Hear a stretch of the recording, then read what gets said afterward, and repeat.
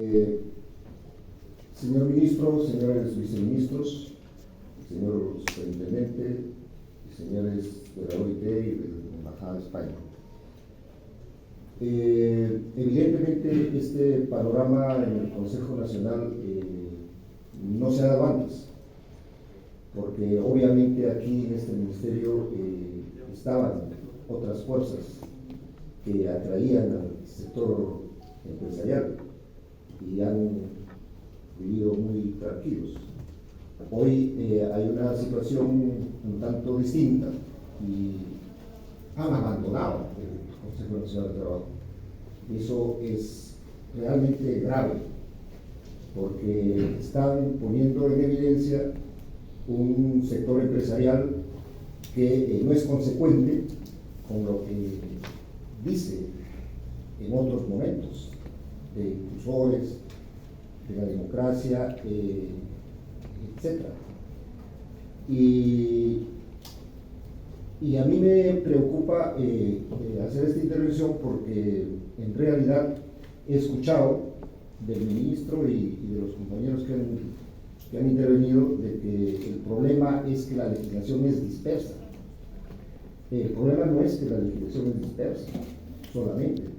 El problema es que la legislación que tenemos vulnera los derechos fundamentales reconocidos en las normas internacionales de la OIT y que sigue vigente desde el año 90, desde la reforma flexibilizadora del gobierno, y que precisamente impide una serie de derechos.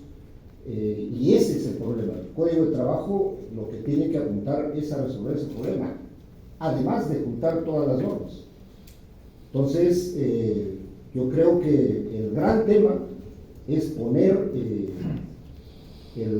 la normativa en el país en concordancia con los convenios internacionales que son consensos entre empresarios y gobiernos y trabajadores mundialmente.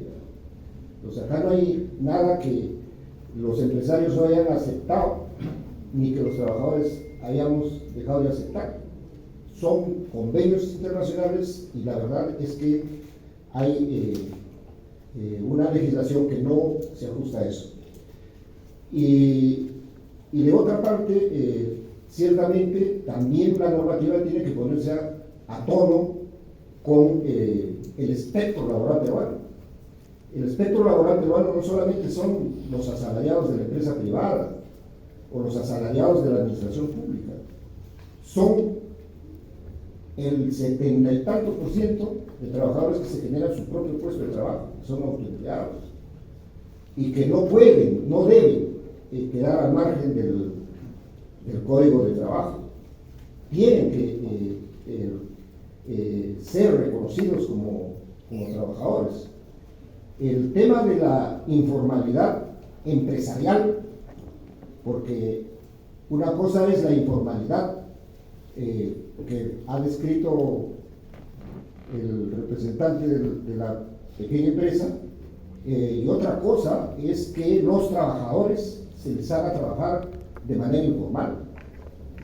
Y entonces creo que hay dos ejes ahí en los que se tiene que trabajar. Efectivamente, la formalización de los emprendimientos, negocios, etc. Pero también hay que reconocer los derechos de los trabajadores. Entonces, yo creo que esos dos temas son importantes, por lo menos desde nuestro punto de vista, precisarlos para que realmente resolvamos el problema laboral en el Perú.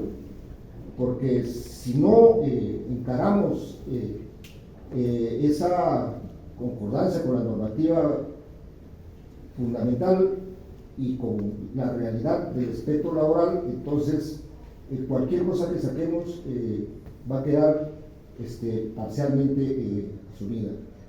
Y dada la coyuntura, nosotros hemos tomado una decisión como centrales, y lo ha dicho nuestro coordinador, en parte, porque la segunda parte es que esto se apruebe el Código de Trabajo con la incorporación de las proposiciones de los trabajadores y se presente al Congreso Nacional y se haga cuestión de confianza para que se apruebe la reforma laboral en el Perú, porque ese es un problema que afecta enormemente al cumplimiento de todos los objetivos de desarrollo sostenible, dicho sea de paso, ¿no?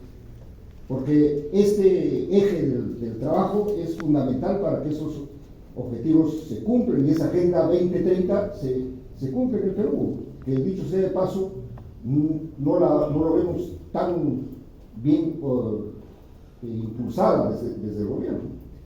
Entonces, yo quería hacer este comentario y estas precisiones a efectos de que sigamos adelante, porque el Perú no se puede detener ni se puede parar, pero hagámoslo bien, porque si nosotros andamos en sintonía con la normativa internacional, ¿a dónde van a poder ir a quejarse?